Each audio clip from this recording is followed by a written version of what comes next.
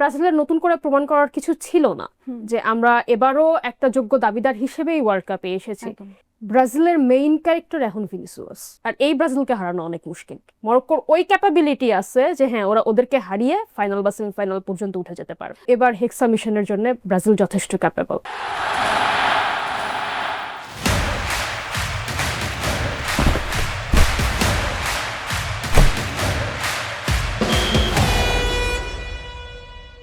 ব্রাজিলের হয়ে বিশ্বকাপের গ্রুপ পর্বে টানা ৩ ম্যাচে গোল করলেন ভিনিসিয়াস জুনিয়র। প্রথম ২ ম্যাচে ১ গোল করার পর শেষ ম্যাচে করলেন জোড়া গোল। স্কটল্যান্ডের বিপক্ষে তার পারফরমেন্সে ৩-০ ব্যবধানে জিতেছে সেলেসাওরা। এই জয়ে গ্রুপ সেরা হয়ে দ্বিতীয় রাউন্ডে জায়গা করে নিয়েছে হলুদ জার্সিধারীরা। এই ম্যাচে ব্রাজিলকে দেখা গেছে চিরচেনা রূপে। তবে কি হেক্সা স্বপ্ন আবারও বুনতে শুরু করবেন সমর্থকরা? দর্শক, Jago sports world cup coffee house আড্ডায় সবাইকে স্বাগত জানাচ্ছি। আপনাদের সঙ্গে আছি আমি অনুভা বিশ্বাস। বিশ্বকাপ ফুটবল নিয়ে আজ আমাদের সঙ্গে আলোচনায় আছেন জাগো নিউজের কন্ট্রিবিউটর তাপসী তাহিয়াতুল তাজরি। তাজরি আপু, আপনাকে আমন্ত্রণ আমাদের আজকের আলোচনায়। ধন্যবাদ। কেমন আছেন? বেশ ভালো আছি, আপনি কেমন আছেন? আমি ভালো আছি। খেলা তো নিশ্চয়ই দেখেছেন। ডেফিনেটলি, এতদিন পরে নেইমার খেলতে নামছে।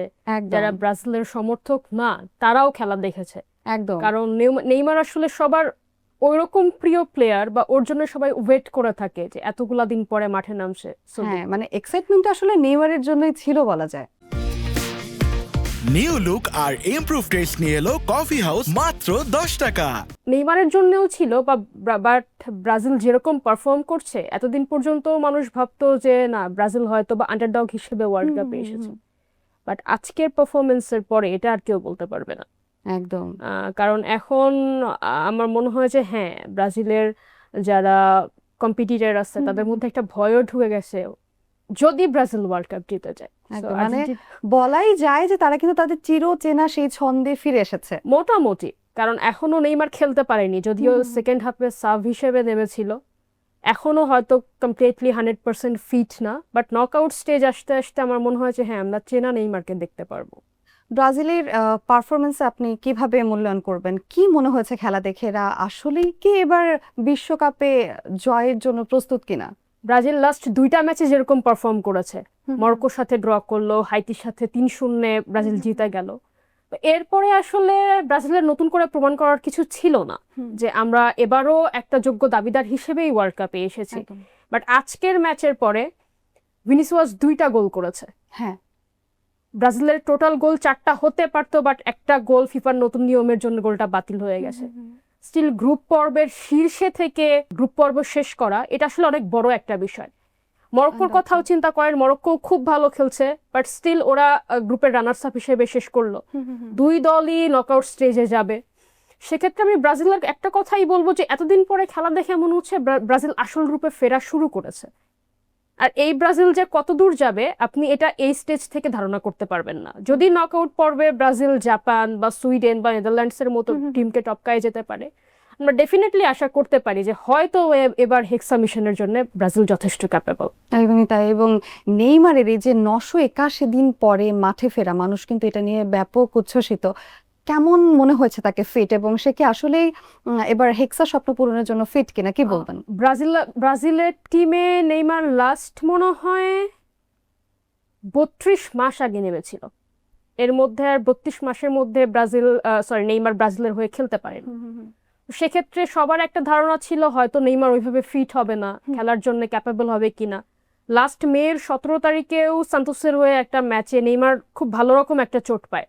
সো আমরা ভেবেই নিয়েছিলাম হয়তো বা নেইমার এই বিশ্বকাপও খেলতে পারছে না।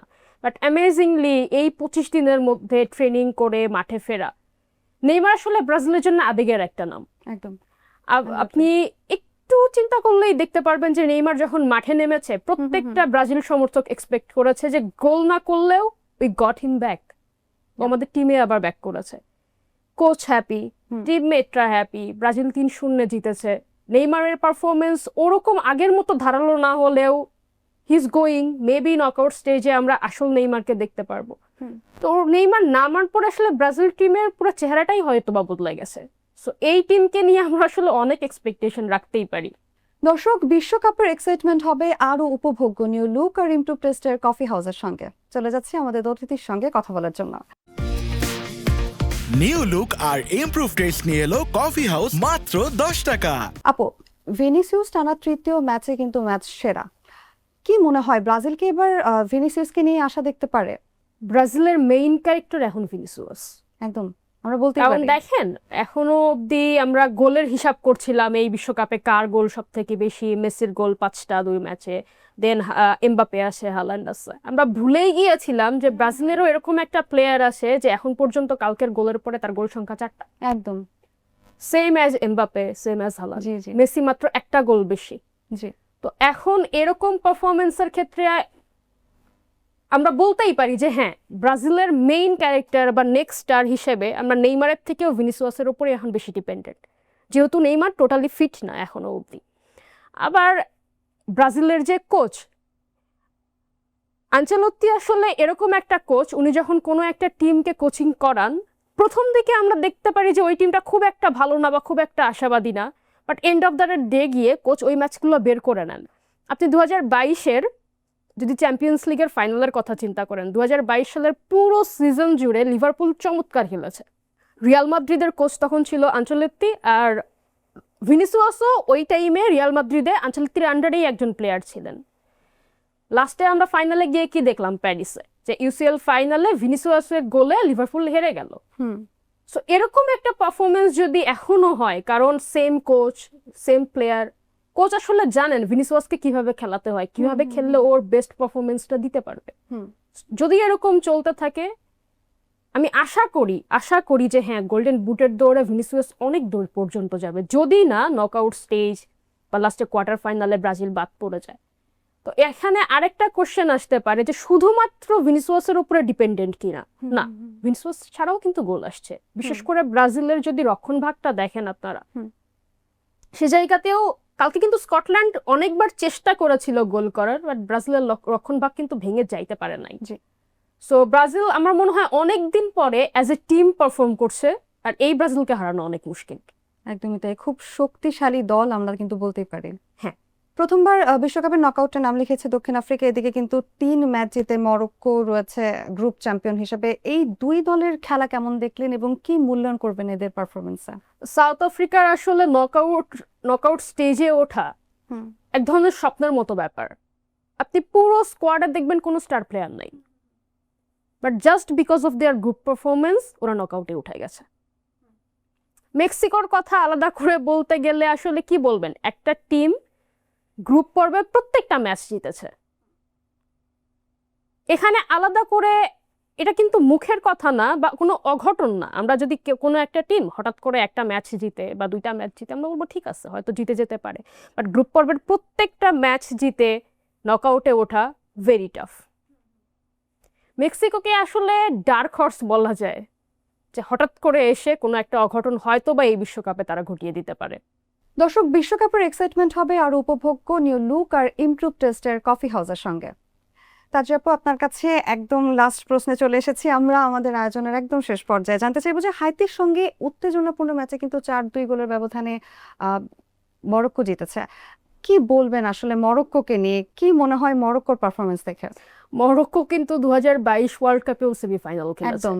তো তারা যে নকআউটে উঠবে এটা আসলে এক্সপেক্টেডই ছিল। হাকিমি অনেক ভালো খেলছে এখনো অবধি।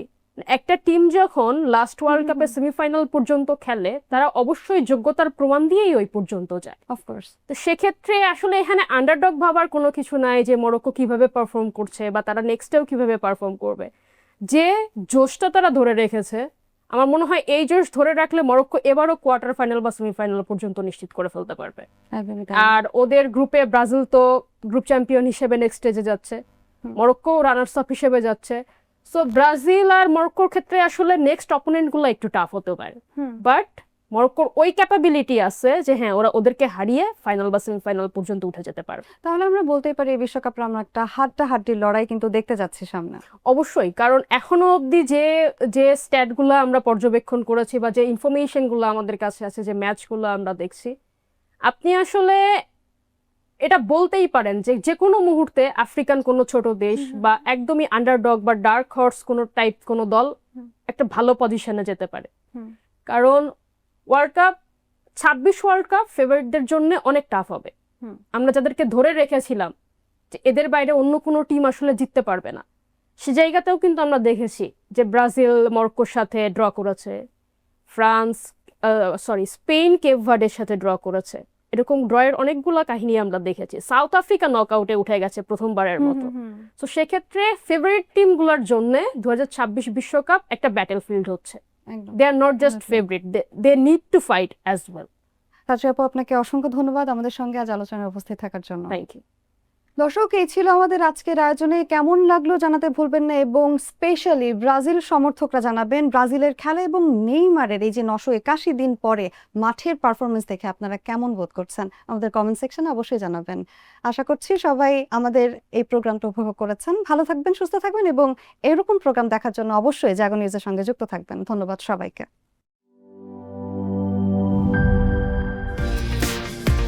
নিউ লুক আর ইমপ্রুভ টেস্ট নিয়ে এলো কফি হাউস মাত্র 10 টাকা।